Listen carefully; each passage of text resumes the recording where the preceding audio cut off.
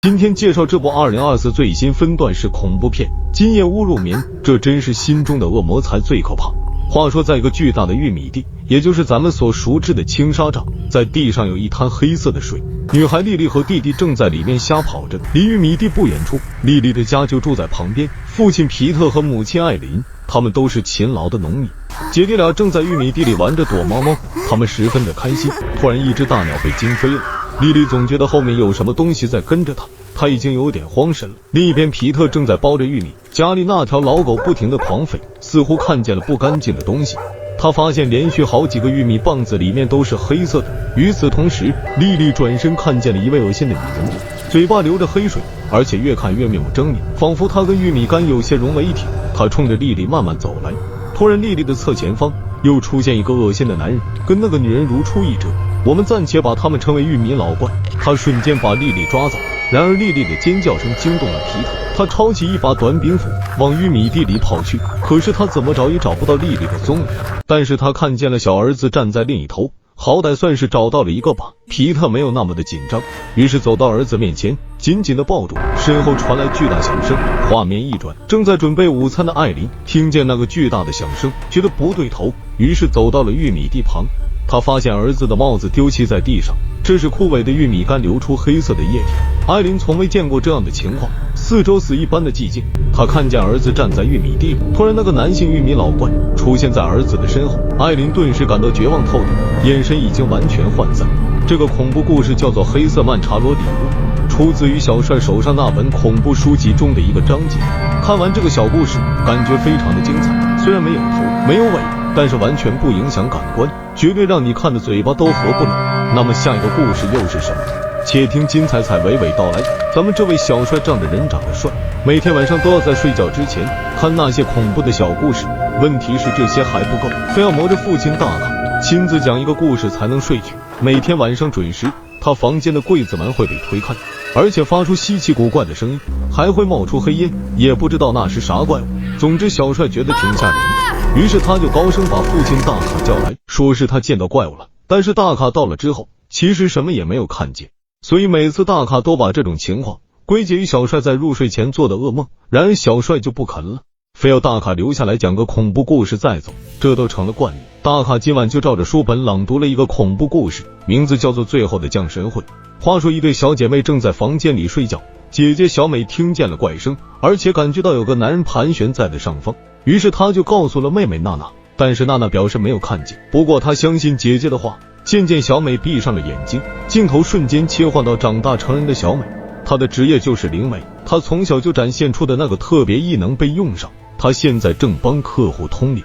随后她把感受到情况如实的告诉了客户，意思可以见到玛丽的鬼魂。娜娜见状知道可以收钱，于是就让他们俩把钱先付了，小美才能继续通灵下去。与此同时，小美却发现房间里有超自然的东西存在，而且那个玩具熊很古怪，就跟娜娜说这里不对劲。娜娜表示无所谓，他们俩只是想跟女儿玛丽聊聊而已。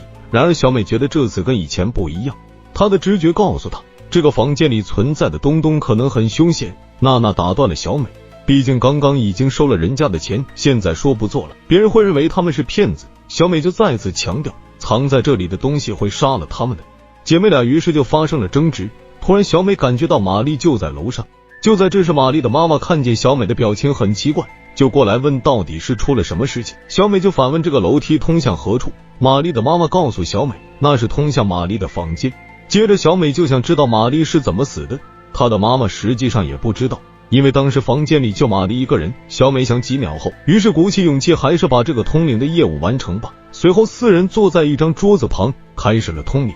瞬间小美就切换到另外一个空间里，突然出现一位漂亮的女孩。小美一打听，她就是玛丽，然后就问她为什么还待在这个房间里。玛丽就回答，意思是屋子有个恶魔，硬是把她抓在这里，整天折磨她。玛丽的父母听闻吓坏了，没想到女儿竟然在去世之后还会受到恶魔的欺负。玛丽还把手上的伤痕展示给小美看，还请小美帮帮她。就在此刻，娜娜不停地呼唤小美，希望她能够醒来，因为凡是做通灵这件事情，需要灵媒的灵魂时不时返回到本体才行，否则有可能永远回不来。小美听见了娜娜的呼唤，但是他觉得让玛丽带他去见见那个恶魔更为重要，于是跟着玛丽走到了楼上。楼上只有一间房，那是玛丽的卧室。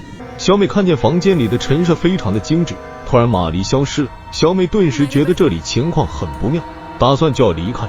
这时被单突然鼓起来，她以为是玛丽藏在里面，于是走过去把被单掀开，哇塞，里面竟然是个小恶魔。小美再想走出去已经不可能了，房门已经被锁死。玛丽又出现了，意思是恶魔要见她，而且告诉小美一个令人震惊的事实，现在的玛丽是被恶魔创造出来的。瞬间小美才感觉到大恶魔就站在她的身边，吓得直接往床上跑去，然后把被单蒙上。她也只有这个本事。没想到过了一会，外面风平浪静，小美就把被单掀开，外面什么也没有了。然而恶魔就贴在天花板上，紧接着变成她小时候常见到的那个男人样子，这让小美感到很温馨。很快一只魔爪伸向了小美的脸部，顿时她返回到现实世界。其实小美已经被恶魔附身，然后她就告诉客户，玛丽在天堂很快乐，而且希望父母一切都安好，她爱着他们。然后小美转脸望着娜娜，而娜娜那个表情分明是觉得小美在说大话，她就伸出手握住娜娜，说了声谢谢。娜娜顿时整个人的表情都变了，因为她已经被恶魔附身。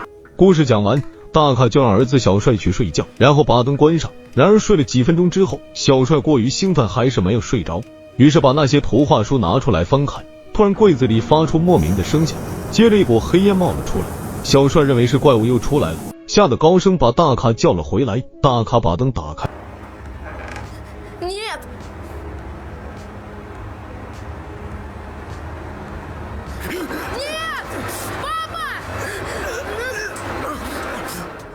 原来是大卡在逗他玩呢。不过小帅反倒生气了，他认为父亲还是不相信他所说的话。父亲走后，他看见桌子上有一本关于瘟疫的漫画书，于是翻看起来。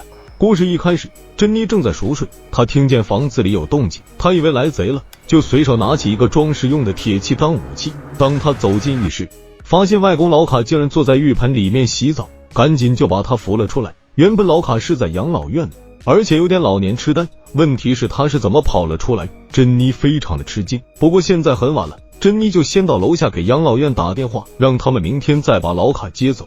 然而电话接通，却很久没有人来接听。这时屋外传来动静，搞得珍妮不自觉地把电话放下来，她想凑到猫眼先看看。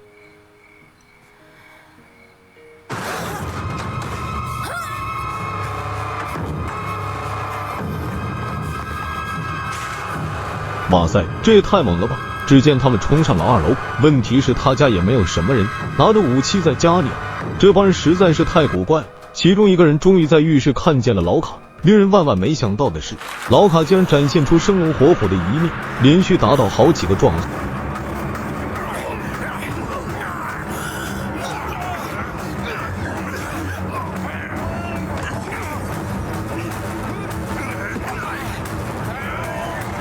看这是怎么做到的？等老卡冲到1楼，珍妮这才从地上爬起来，然而老卡仿佛没有看见他似的，继续往大门跑去。就在这时，小胡子拿出长枪，对着老卡就是一枪，老卡自然倒在地上一动不动。珍妮痛哭不已，小胡子一副无所谓的样子。接着那些拿枪的人都跑了出去，就剩下小胡子跟珍妮在说话，意思是他们并没有杀老卡，因为在几个小时前他已经死于心脏病发作。但这还不是全部，感觉小胡子欲言又止，最后小胡子让珍妮赶紧离开这里。正说着，老卡慢慢坐了起来，这简直太不可思议，难道老卡成了不死之身吗？就在这时，有几个人抬着一副特殊的棺材走了进来，他们把老卡强行装进了棺材里，然后把这副棺材运到码头。接着有几名工作人员坐着快艇，把这副棺材运到岛上的一个秘密基地，那里全是这样的棺材，里面装的都是跟老卡相同情况的人。那些人得了一种类似僵尸的一种瘟疫，他们只能被锁在那种特制的棺材里，不见天日，里面还不时地发出撞击的声音。小帅看完这本漫画就起来撒尿，睡到了后半夜。他做了一个奇怪的梦，在梦里面那些书籍都被烧毁了，然后小帅就从尖叫声中醒来，他又看见柜门慢慢打开，里面冒出黑烟。他走进去打开柜门一看，这次竟然是满脸血污的父亲蹲在里面，父子俩就打了个招呼。就在这时，母亲听见尖叫声，就过来打开房间的灯，看看是什么情况。父亲大卡肯定不在衣柜里，很明显那是小帅的幻觉而已。母亲赶紧让小帅安静的睡去，不要再做噩梦。小帅笑着答应了。他觉得自己似乎长大了，不再害怕那些奇怪的梦。影片到此结束了，我觉得本片整体观感不错，算是今年难得一见的分段式恐怖片，满分5星我给打分3星半。每一个小故事都算是一个精品，尤其第2个故事和第3个故事竟然在短短10多分钟内不但做到了情节丰满，而且还有一个大大的反转，这就很难得了。尤其是第2个通灵的故事，单独拿出来是可以打分4星的。好了，谢谢大家的捧场。